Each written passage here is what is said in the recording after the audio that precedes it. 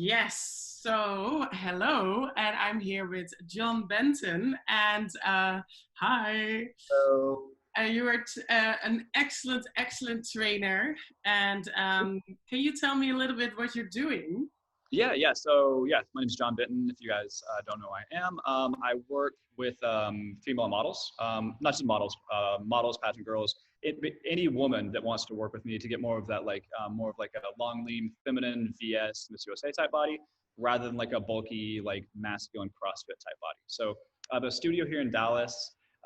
Currently, it's shut down for the quarantine thing. But we do online Zoom classes. I have a website that girls purchase the programs from. We do the phone consultations, everything. So yeah, basically, I help girls get more in like high fashion runway, VS commercial type modeling bodies, rather than like boxy, like masculine, like just bulky, like big leg muscles.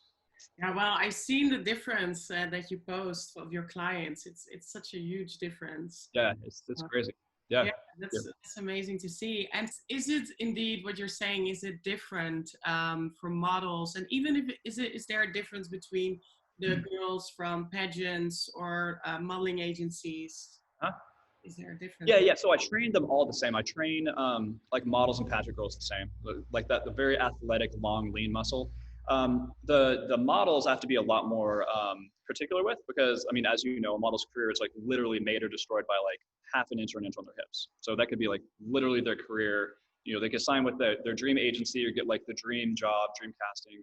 Or if they're a tiny bit too big from doing the wrong types of workouts, they're they're not going to get it. So, but with the pageant girls, I trained them the same exact way, but we have a lot more kind of leeway on their hip measurements and their legs because for pageants, nobody measures their legs. It's more just how you like look and present yourself on stage. So, Yeah, yeah. there is a difference. And how is it? Well, you already told us like you don't have to starve yourself. No, no, not at all. So what is important then? Yeah. So my whole thing with my plan with the dietary part, there's no meal plans. There's no crazy calorie restrictions. There's no crash diets. So the main thing with my method is more about the timing of the types of foods that these girls should eat and should avoid, depending on the time of the day and depending on when they have worked out. So um, I hear girls all the time. They'll have like a trainer before coming to me, and they're like, "Yeah, they put me on this like crazy meal plan where like Monday, Wednesday, Friday, I had to have like 6 ounces of salmon, like a half cup of broccoli. I hated it. If I ever see that food again, I'm going to kill somebody." So just having a healthy diet in general, that's stressful, you know? Yeah. So adding a really strict meal plan on top of an already kind of stressful diet, it's not sustainable. They may do it for a couple of weeks or a couple of months. At some point, and be like, you know what, this sucks. This is too stressful. I'm done. You know what? I don't want to model. Let's just go get pizza. Screw it. So yeah, so the dietary part is 100% sustainable. My clients eat around like 1,200 to like 1,600 calories a day, so they're not starving themselves. So Well, talking about motivation, how can you get yourself sometimes motivated? yeah, Do you? I mean, with my clients, I mean, the motivation is already kind of built in to what what their job is or what their kind of event is. So Yeah. like when the girls in my studio, any model clients that I train, any pageant girls that I train, I never have to get onto them. I never have to like yell at anyone or like be like a drill sergeant because they know what I say, like that's going to help their career. So they know that, if they don't do this, if they don't stay motivated, don't keep working out, stay eating healthy, then that's going to affect their career. That's going to affect their paycheck. Same thing with pageant girls. So the motivation, it's built in there. If Yeah. when I used to train like anyone and everyone, I trained like old people, young people, bodybuilders, overweight people. That was a struggle because to keep them motivated, that was hard. Yeah. These girls, um, if they don't listen to me, I'll be like, okay, good luck on that Miss USA pageant in 2 months, or good luck with that Victoria's Secret casting. It's like, Yeah. and they're like, damn it, okay, all right, you're right, all right, let's go. So, yeah. So it's almost already the group who's motivated the most. Oh yeah. Oh, they're so motivated. So they walk in the door motivated. They call me on the phone motivated. So yeah, Yeah. it's funny too because it makes my job a lot easier too, since I don't have to be like on top of them. Like, let's go. Just, Yeah. like yeah. So they're already the most motivated. I want to know how many times do you have to normally work out? Um, most of my clients, I usually recommend about 4 to 6 days a week. Just kind of, yeah, 4 to 6 days a week is about the norm. But since my workouts are all pretty much body weight only, some of these girls do 2 hours a day, like 5, 6, 7 days in a row.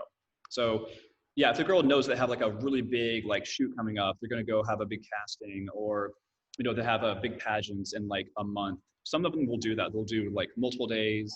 I don't tell them they have to, but it really helps. But then the good thing about that is I actually want all of my clients, whether you're a model, a pageant girl, an attorney, a doctor, whatever, to get in the best shape that you can as quick as you can, and then just maintain that.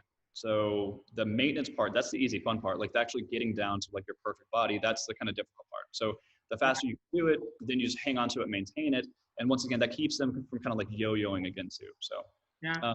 but yeah, about 4 to 6 days a week is the norm. Once they kind of maintain it. That was a long answer. No, that's good. That's really, really good. Because I'm doing this for 3 days now a week, but I was up. I was stubborn. But also, do you see are the biggest challenges for your students that you? I think a lot of people, they just expect immediate results. They think that, you know, they want like everything immediate, and that's not how the body works. And I don't know if it's just they want it so bad, or I don't know. Everything that we have in our culture right now is at the press of a button. So you can get anything you want immediately. So I think a lot of people kind of carry that over to their fitness. Yeah. So like I had a girl, and it's have to put it into perspective for them too. So recently I had a girl that I did a full phone consultation with, and she reached out and she was like, hey John, I just want to reach out. I'm kind of frustrated here. My waist has come down 1.5 inches, but my hips have only come down like 1/2 inch, and I'm getting really frustrated. Like, can I give you a call? I was like, yeah, sure. What's going on? And so she called me, and we were talking. I was like, well, and I do these consultations all the time, so I don't remember when I talked to this girl. So I was like, well, how long ago did we do the consultation? And she was like, it was 1.5 months ago. And I was like, it's like 1.5 months, and you're down 1.5 inches on your hips, or 1.5 inches on your waist, and 1/2 inch on your hips, and you're frustrated that it's not going faster. And she was like, oh yeah, that's okay. That's actually really good progress. I was like, dude, that's amazing progress. So, and I think a lot of girls too, sometimes I see on my Instagram where a girl gets down like 2 inches in like 2 weeks. And then a lot of people expect that to happen too. So everyone's different basically. And I'm going to drive that home when I talk to these girls. So yeah. Mm-hmm. Patience is key. Consistency and patience are key. Yeah. And a lot of people these days don't have that. True. And making a schedule. Yes.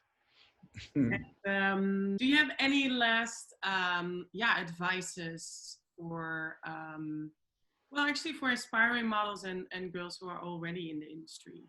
Yeah.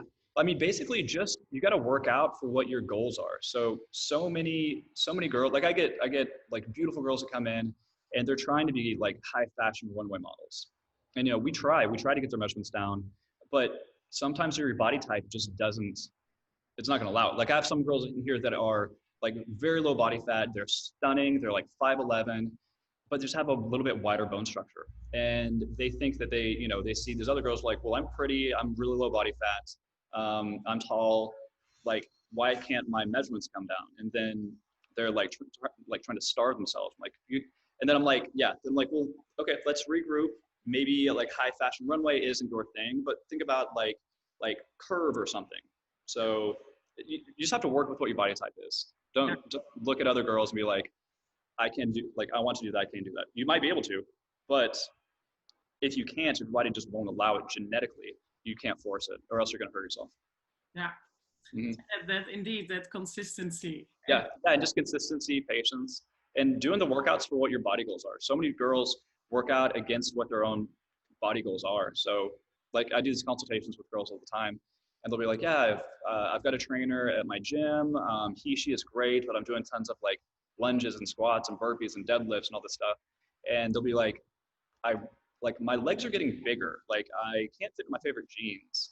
And then I'm like, well, yeah, you're trying to get into modeling. You shouldn't be doing all those things, like no lunges, no squats, no burpees, none of that stuff. No. And then I explained that to them, and they're kind of like, oh, okay. Well, how do you work out then without doing all that stuff? And it's like, well, here you go. Like, these are the tools. You can have them if you want to. Yeah. Mm-hmm. Yeah. No, Mm-hmm.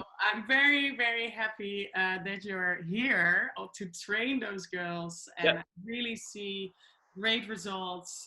You're working with so many agencies, and everybody is so positive about you. So, Thank you. very thankful that you took the time. And of course, and same to you. You're killing it too. I'm so happy to be a part of anything that you do. So I appreciate you taking the time to interview me. and I hope after this corona we can finally just meet. Yes, exactly. Missing, Maybe at the next Mother Model tribute or something. Or, yeah, that would be really nice. Yeah, go, let's talk with them. go for dinner in New York or something. Next time we're there. Yeah, that would be so cool. No, Yeah. but yeah, thank you so much. Yes. So if you want to know more about the modeling industry, then don't forget to subscribe and turn on your notifications. And maybe also you can leave in the comment what kind of questions would you ask these experts. And maybe I will ask it the next interview.